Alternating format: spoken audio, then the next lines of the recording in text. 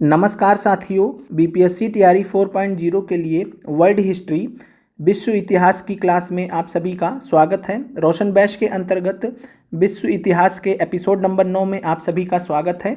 आज से हम एससीईआरटी क्लास 10th की जो पुस्तक है उसे शुरू कर रहे हैं, जिसके अंतर्गत आज हम आपसे चर्चा करने वाले हैं नेपोलियन बोनापार्ट के बारे में।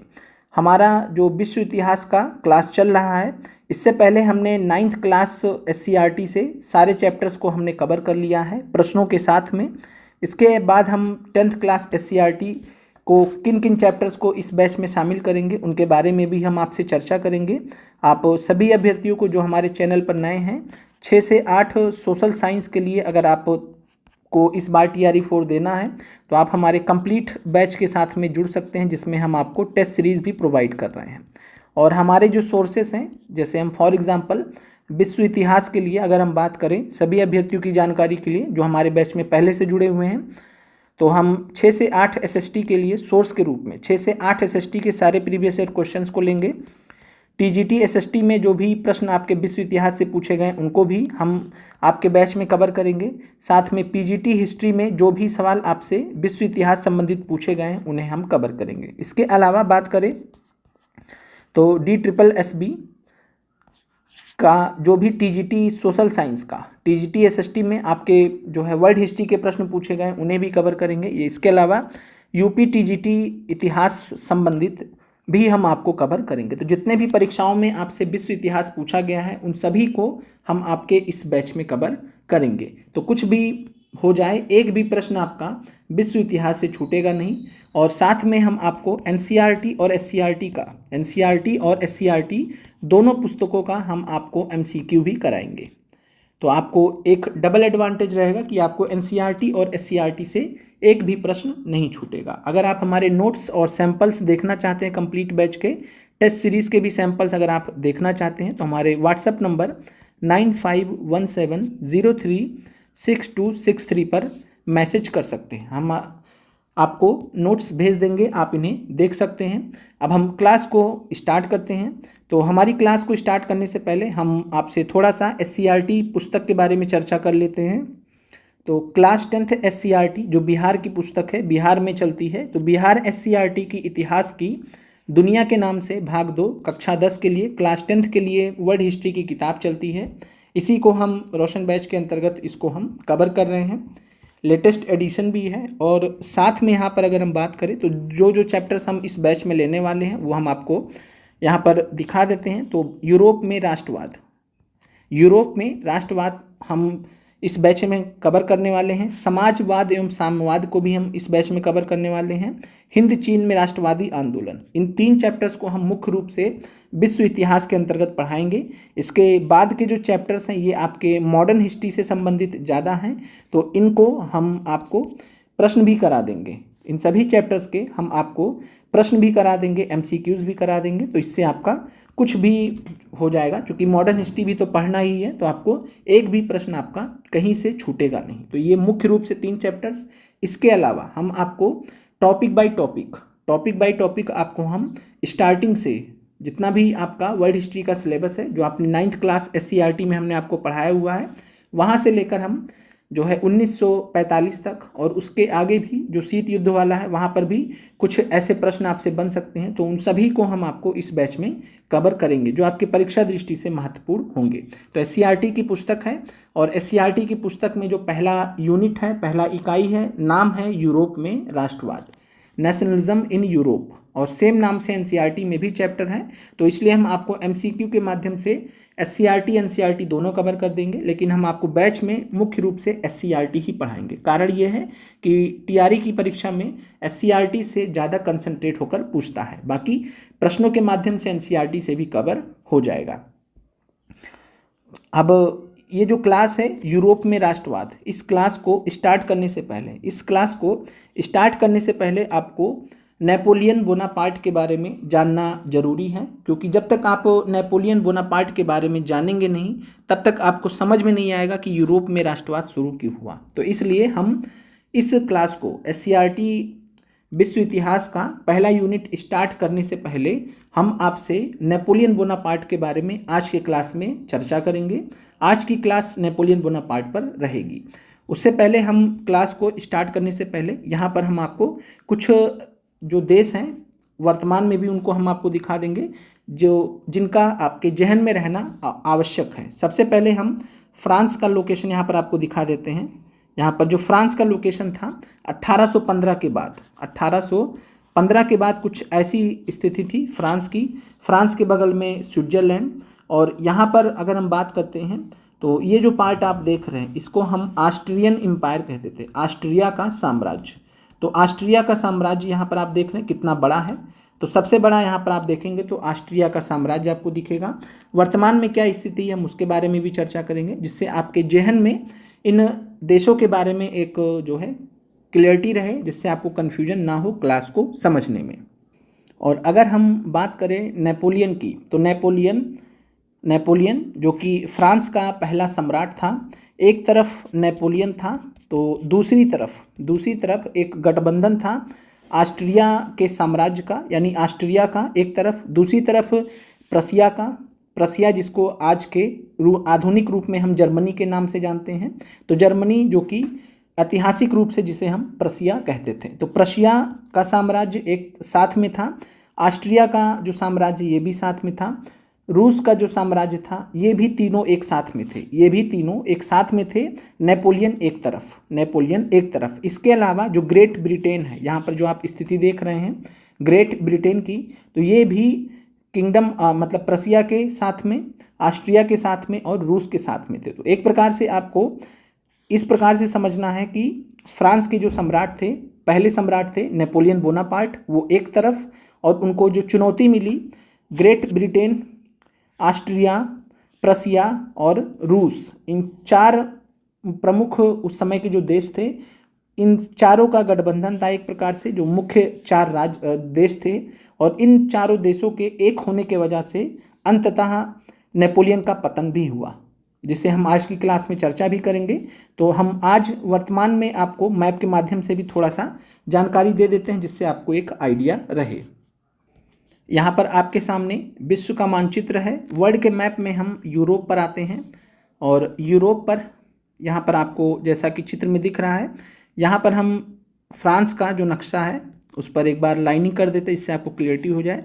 ये आज का फ्रांस देख रहे हैं, ये आप आज का फ्रांस देख रहे हैं। तो एक तरफ फ्रांस था, जो आज की क्लास में जब हम बात करेंगे आपसे, तो एक तरफ फ्रांस जो कि नेपोलियन के नेतृत्व में, और दूसरी तरफ अगर हम बात करते हैं तो ये जर्मनी और पोलैंड का जो हिस्सा है ये प्रसिया के नाम से, जर्मनी और पोलैंड का जो हिस्सा है वो प्रसिया के नाम से। और साथ में यहाँ पर जो बात करें 10 नंबर जो देख रहे हैं ये आज का ऑस्ट्रिया है। 10 नंबर पे जो देख रहे हैं ये आज का ऑस्ट्रिया, लेकिन उस समय पे जो ऑस्ट्रियन साम्राज्य था कुछ इस प्रकार से, ऑस्ट्रियन साम्राज्य जो था कुछ इस प्रकार से, ये ऑस्ट्रिया। और बाकी इधर आप देख रहे हैं ये जो साइड है पूरा ये रूस हो गया। और इधर आप देखेंगे तो ये आपको ग्रेट ब्रिटेन या यूनाइटेड किंगडम जिसे आप कहते हैं ये आपको दिख जाएगा। तो ग्रेट ब्रिटेन वाला हिस्सा ये आप मान के चलिए, और फ्रांस ये वाला हिस्सा, प्रसिया जो कि आज का जर्मनी है ये वाला हिस्सा, जर्मनी पोलैंड दोनों। और ऑस्ट्रिया की जब आप बात करेंगे तो यहाँ पर हम जो है ऑस्ट्रिया जो कि 10 नंबर से दिखाया गया, इसको लेकर कुछ और जो छोटे छोटे राज्य हैं यूक्रेन तक का, ये पूरा एक समय में ऑस्ट्रियन साम्राज्य को दर्शाते थे। तो एक तरफ नेपोलियन था, बाकी दूसरी तरफ ये चार जो है बड़ी बड़ी शक्तियाँ थी, ये एक हो गई, तो इसलिए नेपोलियन का पतन हुआ। नेपोलियन की अगर हम बात करते हैं तो नेपोलियन का जो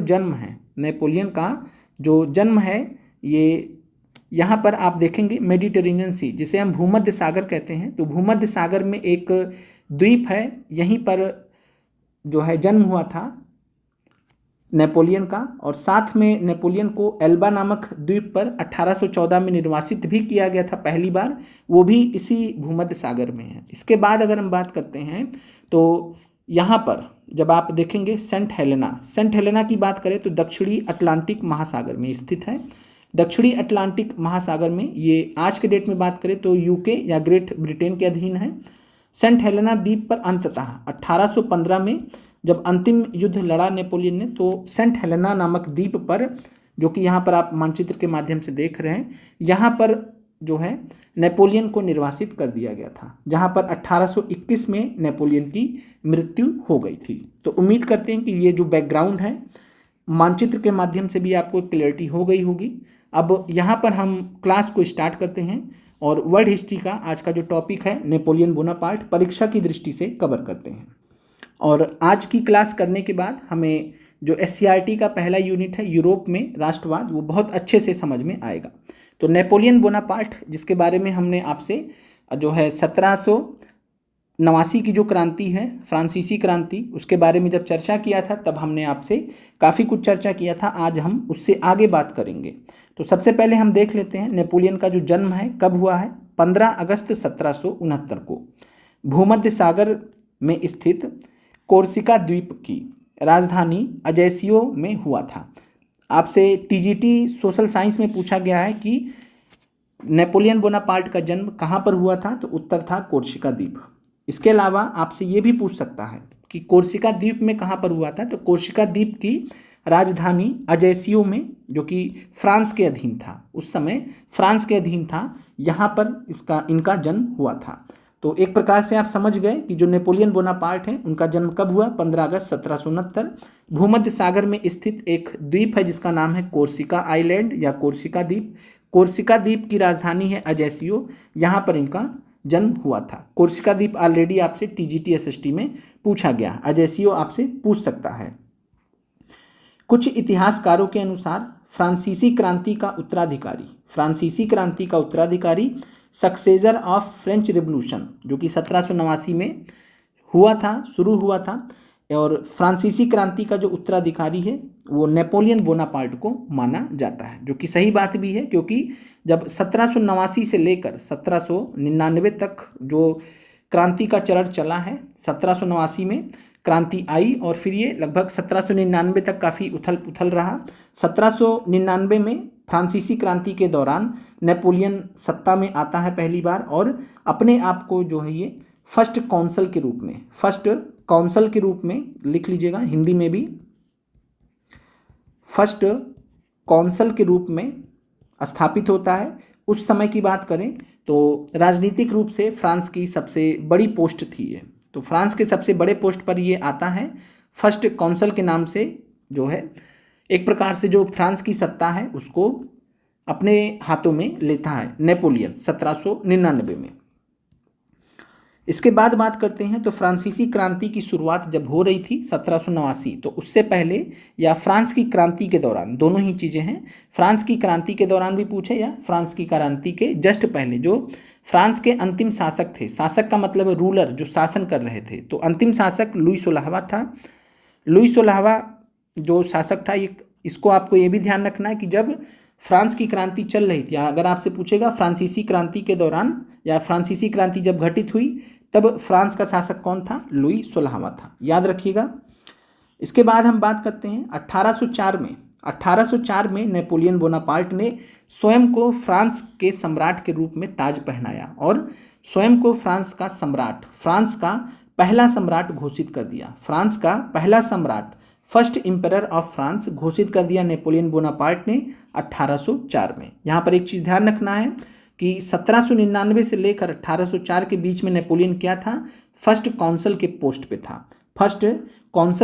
पे था, और 1804 में फ्रांस का पहला सम्राट बनता है। यहाँ पर ध्यान रखिएगा, ये शासक क्यों नहीं बना, राजा क्यों नहीं बना, क्योंकि जो सम्राट शब्द है, एम्परर शब्द है, ये दर्शाता है कि जनता के द्वारा, मतलब एक प्रकार से जनता के मन माफिक चुना गया है, तो ये एक फ़र्क है, तो ये आपको ध्यान रखना है। तो लुई 16वां को हम शासक कहेंगे या राजा कहेंगे, लेकिन जो नेपोलियन बोनापार्ट है वो क्या बना है, फ्रांस का पहला सम्राट, first emperor of France. Napoleon 1804 से लेकर 1814 तक फ्रांस का सम्राट रहता है।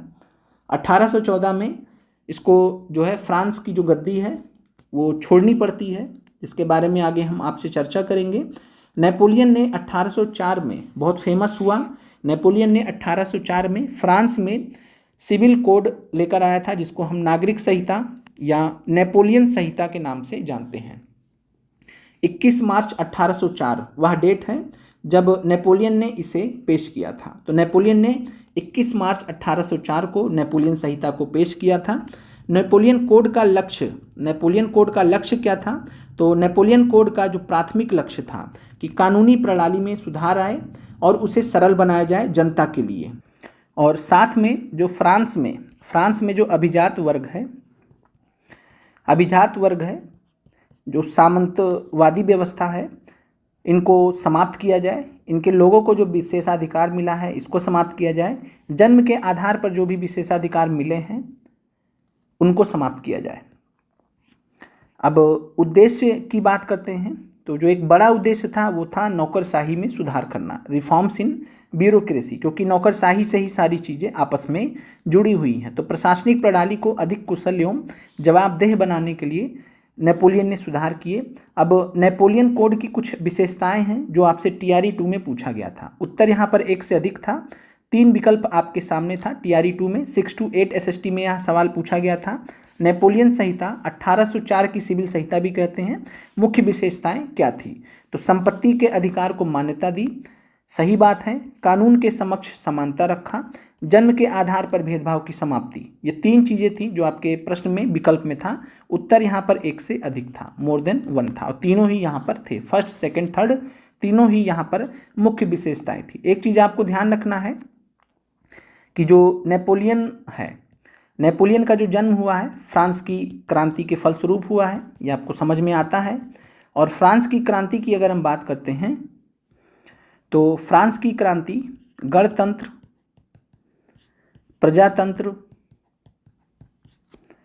बंधुत्व, समानता आदि जो आइडियल्स हैं, आदि जो आदर्श हैं, इनको बहुत ज़्यादा प्रमोट भी करती थी। इस वजह से जब आप नेपोलियन संहिता को देखेंगे तो आपको लगेगा यहाँ पर नागरिकों को लेकर बहुत अच्छी बातें की जा रही हैं। तो आपको याद करने का आसान सा तरीका है कि जो फ्रांस की क्रांति थी, जो गणतंत्र, प्रजातंत्र, बंधुत्व, समानता आदि विचारों को बहुत प्रबलता से प्रमोट करती थी।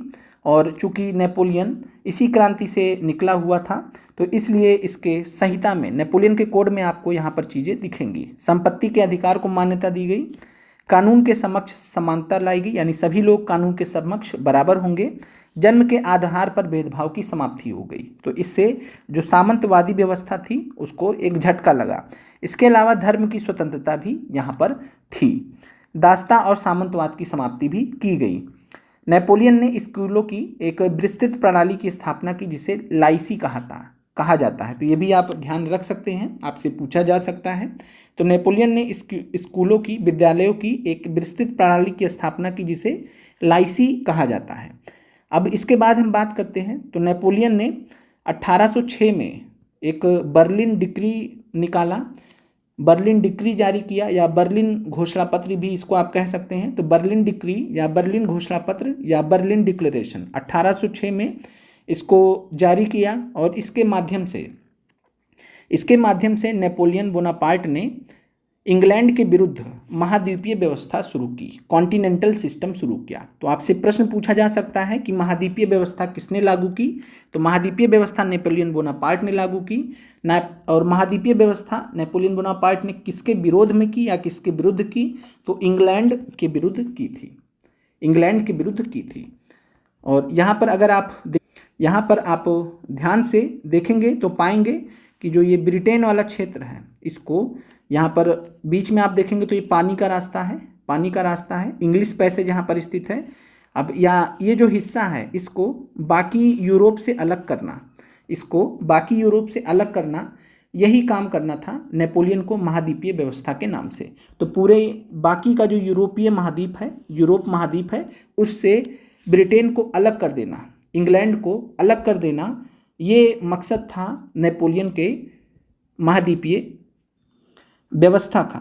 अब हम वापस से टॉपिक पर आते हैं और इसके अंतर्गत जो लक्ष्य था, उद्देश्य था बोनापार्ट का, नेपोलियन बोनापार्ट का, कि ब्रिटेन या इंग्लैंड की आर्थिक नाकेबंदी करना, इकोनॉमिक ब्लॉकेड लगा देना, जिससे ब्रिटेन का बाकी यूरोप से जो व्यापार है वो रुक जाए, ब्रिटिश शक्ति को कमज़ोर किया जा सके। हालांकि इससे इसको फ़ायदा नहीं हुआ और ये आगे चलकर इससे इसको नुकसान भी हुआ। इसके वजह से जो बाकी देश थे वो एकजुट हो गए, जो अभी हम देखेंगे कुछ समय बाद। इसके बाद बात करते हैं तो नेपोलियन का एक फेमस स्टेटमेंट है जो आपसे परीक्षा में प्रश्न पूछा जा सकता है, मैं ही क्रांति हूँ और मैंने ही क्रांति का अंत किया है। I am revolution and I destroyed the revolution. तो यह जो कथन है ये नेपोलियन बोनापार्ट से संबंधित है। नेपोलियन बोनापार्ट ने यह बात कही थी कि मैं ही क्रांति हूँ और मैंने ही क्रांति का अंत किया है। ये लाइन नेपोलियन बोनापार्ट के द्वारा कही गई है। फ्रांस का सबसे महानतम सेनापति, ग्रेटेस्ट कमांडर ऑफ फ्रांस भी माना जाता है नेपोलियन बोनापार्ट को। नेपोलियन बोनापार्ट को फ्रांसीसी क्रांति की संतान भी माना जाता है। फ्रांसीसी क्रांति की संतान भी माना जाता है। अब हम बात करते हैं लिपजिग के युद्ध की, बैटल ऑफ लिपजिग। इसे राष्ट्रों का युद्ध भी कहते हैं, वॉर ऑफ नेशंस भी कहते हैं। राष्ट्रों का युद्ध, इंग्लिश में वॉर ऑफ नेशंस। लिपजिग का जो युद्ध है ये 16 से 19 अक्टूबर 1913 के मध्य हुआ था। तो 16 से लेकर 19 अक्टूबर 1913 के मध्य लिपजिग का युद्ध हुआ था, जिसमें मुख्य रूप से फ्रांसीसी सेना थी जिसका नेतृत्व कर रहे थे नेपोलियन बोनापार्ट। दूसरे तरफ रूस, प्रसिया और ऑस्ट्रिया की संयुक्त सेना थी। रूस, प्रसिया और ऑस्ट्रिया की संयुक्त सेना थी और एक प्रकार से इस संयुक्त सेना के सामने नेपोलियन बोनापार्ट की हार होती है। नेपोलियन बोनापार्ट की जो फ्रांसीसी सेना थी उसकी निर्णायक पराजय होती है और नेपोलियन के पतन की शुरुआत भी शुरू हो जाता है। तो नेपोलियन के पतन की शुरुआत को भी लिपजिग का जो युद्ध है वो चिन्हित करता है। अब इसके बाद जो है बात करें तो कुछ और भी युद्ध होते हैं जिसमें नेपोलियन को डिसएडवांटेज ही रहता है, नेपोलियन को नुकसान नहीं होता है और अंततः एक संधि होती है, फॉन्टेनब्लू की संधि, ट्रीटी ऑफ फॉन्टेनब्लू। ये इसको हस्ताक्षर किया जाता है 11 अप्रैल 1814 को। फॉन्टेनब्लू की संधि की अगर हम बात करते हैं तो 11 अप्रैल 1814 को इसको साइन किया जाता है। ऑस्ट्रिया, रूस, प्रसिया के प्रतिनिधि एक तरफ होते हैं, नेपोलियन बोनापार्ट एक तरफ होता है। और इसमें क्या किया जाता है तो फॉन्टेनब्लू की जो संधि है 1814 के माध्यम से नेपोलियन बोनापार्ट को अपना जो सिंहासन है, जो सम्राट का पद है, उसका त्याग करना पड़ता है, सत्ता छोड़नी पड़ती है। और इस संधि के द्वारा, फॉन्टेनब्लू की संधि के द्वारा नेपोलियन बोनापार्ट को भूमध्य सागर में स्थित एल्बा द्वीप, एल्बा आइलैंड पर निर्वासित कर दिया जाता है। तो फॉन्टेनब्लू की संधि आप याद रखिएगा, बहुत ही महत्वपूर्ण है। इससे दो चीज़ें होती हैं, एक तो नेपोलियन को अपना सिंहासन छोड़ना पड़ता है, नेपोलियन सम्राट के पद से हट जाता है, और दूसरा चीज़ है कि नेपोलियन बोनापार्ट को भूमध्य सागर में ही स्थित एल्बा द्वीप, एल्बा आइलैंड पर निर्वासित कर दिया जाता है। तो फॉन्टेनब्लू की संधि आपको क्लियर हो गई होगी। अब हम आपसे आगे चर्चा करते हैं।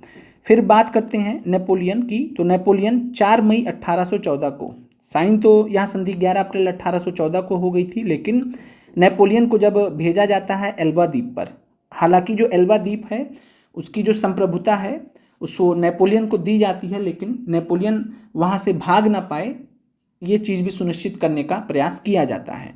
तो नेपोलियन का जो निर्वासन है वो 4 मई 1814 को शुरू होता है। अब नेपोलियन वहाँ से प्लान करता है निकलने का, भागने का। अंततः 26 फरवरी 1815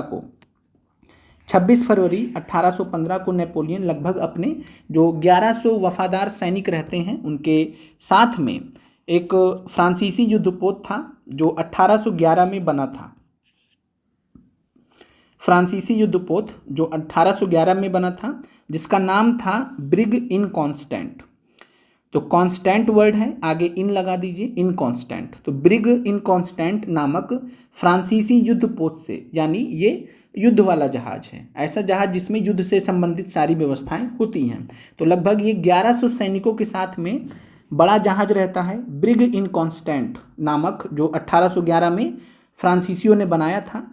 तो इस युद्धपोत के नाम से माध्यम से एल्बा द्वीप से बच निकलने में कामयाब रहता है। तो ये नाम याद रखिएगा, ब्रिग इन कॉन्स्टेंट का। एल्बा द्वीप से निकलने के बाद नेपोलियन फ्रेंच मुख्य भूमि पर पहुंचता है। फ्रेंच मुख्य भूमि पर ये जोल्फ जुआन नामक स्थान पर पहुंचता है। तो गोल्फ जुआन नामक स्थान पर ये 1 मार्च 1815 को पहुंचता है। तो एक प्रकार से एल्बा से भागकर नेपोलियन फ्रांस की मुख्य भूमि पर 1 मार्च 1815 को लौटता है। अब नेपोलियन जब फ्रांस की मुख्य भूमि पर आ जाता है, फिर ये पेरिस की तरफ मार्च शुरू कर देता है। पेरिस की तरफ ये मार्च शुरू कर देता है अपने वफादार सैनिकों के साथ में। अब होता क्या है कि जब नेपोलियन 1814 में सम्राट का पद उसे छोड़ना पड़ा फोंटेनब्लू की संधि के बाद, तो जो फ्रांस का जो एक प्रकार से सम्राट का पद पहले से था, लेकिन सम्राट के पद को ध्वस्त करते हुए यहाँ पर बात करें तो ऑस्ट्रिया, रूस और प्रशिया ने मिलकर क्या किया, इन लोगों ने नेपोलियन के बाद इन्होंने राजा को यहाँ पर बना दिया। और राजा जो थे उस समय लुई 16वां तो मारा जा चुका था, आपको मालूम है। फ्रांसीसी क्रांति के दौरान उसको जो है उसका खात्मा हो गया था। तो लुई 17वां छोड़ दीजिए, लुई 18वां 1814 में नेपोलियन के सम्राट पद से हटने के बाद लुई 18वां जो है राजा बनता है, सम्राट नहीं बनता है। ये चीज़ आप ध्यान रखिएगा, राजा बनता है। तो लुई 18वां नेपोलियन के बाद राजा बनता है। अभी जो लुई 18वां था, चूँकि ये राजा बना था, इसको ज़बरदस्ती बना दिया गया था। और राजा जो होते हैं वो बाई नेचर निरंकुश होते हैं और इनको अपने जनता से मतलब वैसे भी नहीं था। तो लुई 16वां से तो वैसे ही बहुत मुश्किल से मुक्ति पाए थे फ्रांस के लोग। अब जब लुई 18वां आ गया इनका राजा बनकर, तो जो लोग हैं जब उनको पता चला कि नेपोलियन वापस लौट आया है, नेपोलियन अपने 1100 सैनिकों के साथ में जो है आ गया है, पेरिस की तरफ मार्च कर रहा है, तो जो पूरी जनता है, फ्रांस की जो जनता है वो नेपोलियन के साथ में होली। तो इसलिए नेपोलियन ने कोई भी रक्त नहीं बहाया, कोई भी ब्लड शेड नहीं किया और बिना किसी को मारे हुए सीधे ये पेरिस पहुंचता है। एल्बा से पेरिस का मार्च भी इसे कहते हैं, एल्बा से पेरिस का मार्च भी कहते हैं, या नेपोलियन का पेरिस मार्च भी कहते हैं। मार्च 1815 में एक प्रकार से ये एक मार्च 1815 से शुरू हुआ था और 20 मार्च 1815 को नेपोलियन अंततः पेरिस पहुंचता है और जो राजा थे जो कि लुई 18वां था उसको बहुत आसानी से हटा देते हैं, बिना कोई रुकावट के हटा देते हैं। सभी लोग जो है नेपोलियन का सपोर्ट करते हैं, स्वागत करते हैं कि जो हमारे सम्राट हैं वो वापस आ गए हैं। तो एक प्रकार से नेपोलियन दोबारा सत्ता हासिल करता है, लेकिन ये जो सत्ता हासिल किया नेपोलियन ने ज़्यादा दिन तक नहीं रह पाता है। अब यहाँ पर 100 दिन और फ्रेंच में बोले तो लेस सेंट जूअर्स करके एक वर्ड है, ये 100 दिन को दर्शाता है। इसको 7वें गठबंधन का युद्ध भी कहते हैं, वार ऑफ 7th कोलिशन भी कहते हैं। ये जो 100 दिन है इसका तात्पर्य क्या है, तो 20 मार्च को नेपोलियन की पेरिस वापसी होती है, नेपोलियन सत्ता फिर से प्राप्त कर लेता है। तो 20 मार्च से लेकर 8 जुलाई 1815 तक का जो समय है, लगभग 110 दिनों का समय है, इसी को 100 दिन के नाम से बोला जाता है, 100 दिन के नाम से बोला जाता है। और इस 100 दिन का जो दायरा है, इसी के बीच में जो है 7वें गठबंधन का युद्ध हुआ था, वॉर ऑफ 7th कोलिशन हुआ था। और इसके अंतर्गत बहुत सारे युद्ध हुए थे, बहुत सारे नहीं, कुछ युद्ध हुए थे। और एक प्रकार से इस युद्ध में जो 7वें गठबंधन का युद्ध है, इसमें वाटरलू का युद्ध भी शामिल है। वाटरलू का युद्ध जो कि नेपोलियन के द्वारा लड़ा गया अंतिम युद्ध था, तो हम इस पर भी आएंगे। तो ये आपको समझ में आ गया कि 100 दिन किसको बोला गया। 20 मार्च नेपोलियन की पेरिस वापसी, सत्ता प्राप्त कर लिया, से लेकर बीच में वाटरलू का युद्ध हुआ, उसको भी कवर करिए। ये 18 जून को हुआ, वाटरलू का युद्ध 18 जून को हुआ। इसके बाद 8 जुलाई 1815 को अंततः राजा लुई 18वां को दूसरी बार दोबारा से सत्ता पर बिठा दिया जाता है राजा बनाकर। तो 20 मार्च से लेकर 8 जुलाई 1815 तक के बीच में जो 110 दिन है, इन्हीं को 100 दिन के रूप में बोला जाता है। तो कभी भी आपसे अगर इतिहास में 100 दिन पूछेगा तो ये चीज़ आप ध्यान रखिएगा। अब ये जो 7वें गठबंधन का युद्ध इस दौरान हुआ है, इसमें वाटरलू का युद्ध भी शामिल है। और जो गठबंधन शब्द का तात्पर्य है 7वें गठबंधन का युद्ध, तो जो 7वां गठबंधन है, 7वां गठबंधन ये हम कहते किसे हैं, तो अभी हमने आपसे चर्चा किया था मानचित्र में। तो 1815 में ये बना था 7वां गठबंधन, 7th कोलिशन के नाम से। इसने नेपोलियन के साथ में युद्ध लड़े। जब नेपोलियन 1815 में वापस आ गया तो सेवंथ कोलिशन ने, सातवें गठबंधन ने नेपोलियन के साथ में युद्ध लड़े। इसके अंतर्गत ब्रिटेन, ऑस्ट्रिया, प्रसिया और रूस एक साथ में हो गए। अब इतनी चार महाशक्तियां जब एक साथ में हो जाएंगी तो नेपोलियन जीत पाएगा, बहुत मुश्किल है। और अंत में वाटरलू का युद्ध होता है, जो कि अंतिम जो है निर्णायक युद्ध होता है। वाटरलू का युद्ध की बात करें 18 जून 1815 को। पहला चीज़ है कि ये कहाँ पर हुआ था, किस स्थान पे हुआ था, तो ये बेल्जियम में हुआ था। कहाँ पर हुआ था, बेल्जियम देश में हुआ था। तो बेल्जियम देश में हुआ था, स्थान आप याद रखिएगा। तो बेल्जियम में हुआ था वाटरलू का युद्ध। किसके किसके बीच में हुआ था, तो दो देश, फ्रांस और ब्रिटेन। बाकी शक्तियों ने सपोर्ट किया था, अपने आर्मीज वगैरह भेजी थी, लेकिन लड़ाई किसके बीच में हुआ था, फ्रांस और ब्रिटेन के बीच में। नेपोलियन की फ्रांसीसी सेना एक तरफ थी, ब्रिटेन की ब्रिटिश सेना एक तरफ थी, जिसका नेतृत्व कर रहे थे अंग्रेजी जनरल बेलिंगटन, जिनको ड्यूक ऑफ बेलिंगटन भी कहा जाता है, ड्यूक ऑफ बेलिंगटन भी कहा जाता है। और ये जो बेलिंगटन थे ये आर्थर बेलेजली के नाम से भी जाने जाते हैं। आपने इनका नाम भी सुना होगा, आर्थर बेलेजली। और एक चीज़ आपको ये भी ध्यान रखना है कि जो आर्थर बेलेजली थे, आपने लॉर्ड रिचर्ड बेलेजली का नाम भी सुना होगा, कन्फ्यूजन ना हो आपको इसलिए बता दे रहे हैं, लॉर्ड रिचर्ड बेलेजली। तो लॉर्ड रिचर्ड बेलेजली के ये भाई थे आर्थर बेलेजली। लॉर्ड रिचर्ड बेलेजली को आप पढ़ते हैं कि ये भारत के गवर्नर जनरल थे, भारत के बंगाल के गवर्नर जनरल थे। तो बंगाल के गवर्नर जनरल थे, आपने इनको पढ़ा हुआ है। और लॉर्ड रिचर्ड बेलेजली के समय में ही चौथा आंग्ल मैसूर युद्ध भी लड़ा गया था, आपको मालूम होगा 1799 में। अब जो 1799 में आंग्ल मैसूर युद्ध हुआ था और उसमें बात करें तो आर्थर बेलेजली ने लीड किया था। तो याद रखिएगा, आर्थर बेलेजली ने जो है लीड किया था 1799 का आंग्ल मैसूर युद्ध, चतुर्थ या चौथा आंग्ल मैसूर युद्ध, जिसमें टीपू सुल्तान की मृत्यु हुई थी। ये फ़र्क है, दोनों भाइयों को आप अलग अलग रखिएगा, आपस में मिक्स नहीं कीजिएगा। तो याद रखिएगा कि वाटरलू के युद्ध में नेपोलियन को किसने हराया था, बेलिंगटन ने, जिनको ड्यूक ऑफ बेलिंगटन भी कहा जाता है, और इनका जो नाम था आर्थर बेलेजली भी था। तो वाटरलू की लड़ाई में नेपोलियन को बेलिंगटन या आर्थर बेलेजली ने पराजित किया था, जो कि अंग्रेज जनरल थे। वाटरलू युद्ध का परिणाम क्या रहा, तो नेपोलियन को सेंट हेलेना, जो कि दक्षिण अटलांटिक महासागर में एक सुदूर द्वीप था, यानी रिमोट आइलैंड था, काफ़ी दूर में एक द्वीप था, जहां पर नेपोलियन को निर्वासित कर दिया गया। और वहां पर बहुत ही तगड़ा पहरेदारी की गई नेपोलियन की। और 5 मई 1821 को नेपोलियन की मृत्यु हो जाती है। इसके बाद बात करते हैं तो फ्रांसीसी क्रांति के समय फ्रांस के जो राजा थे, आपको कन्फ्यूजन ना हो, लुई 16वां थे। नेपोलियन के 1814 में पतन और सत्ता को छोड़ने के बाद फ्रांस में सम्राट की जो उपाधि खत्म कर दी गई, और बोर्बन राजवंश के जो थे लुई 18वां, इनको फ्रांस का राजा 1814 में बनाया गया। नेपोलियन दोबारा सत्ता में वापसी करते हैं 20 मार्च 1815 को, कुछ समय तक रहते हैं, 100 दिन का एक प्रकार से कहानी चलता है, और लुई 18वां को दोबारा से 8 जुलाई 1815 को फ्रांस का राजा बना दिया था।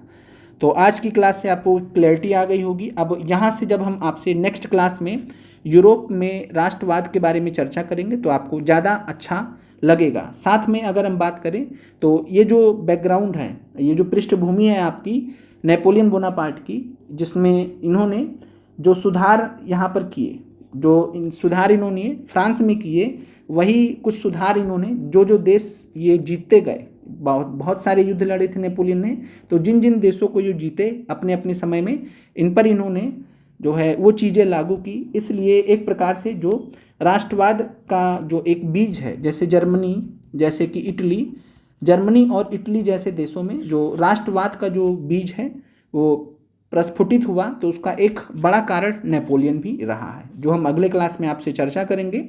तो उम्मीद करते हैं कि क्लास आपको अच्छी लगी होगी। एक बार कमेंट आप जरूर कर दीजिएगा, अपना एक फीडबैक जरूर दे दीजिएगा कि क्लास आपको कैसी लगी। बाकी हम अपनी तरफ से बेस्ट कंटेंट देने का प्रयास करेंगे, साथ में हर तरीके से आपकी तैयारी सुनिश्चित हो जाए। एनसीईआरटी के माध्यम से, एससीईआरटी के माध्यम से, बीपीएससी टीआरई 1, टीआरई 2, टीआरई 3 में, टीजीटी, पीजीटी और 6 से 8 में जितने भी प्रश्न आपके वर्ल्ड हिस्ट्री के पूछे गए सबको हम आपको सॉल्व करा देंगे। इसके बाद जो भी टीजीटी एसएसटी में, जो डीएसएसबी और अन्य परीक्षाओं में, यूपी टीजीटी में जो भी परीक्षाओं में प्रश्न आपसे वर्ल्ड हिस्ट्री के जहाँ जहाँ पूछे गए हैं सबको हम आपको यहाँ पर करा देंगे। आप लोग का देखने के लिए बहुत बहुत धन्यवाद। अगर आप हमारे रोशन बैच में जुड़ना चाहते हैं तो हमारे व्हाट्सएप नंबर पे आप मैसेज कर सकते हैं।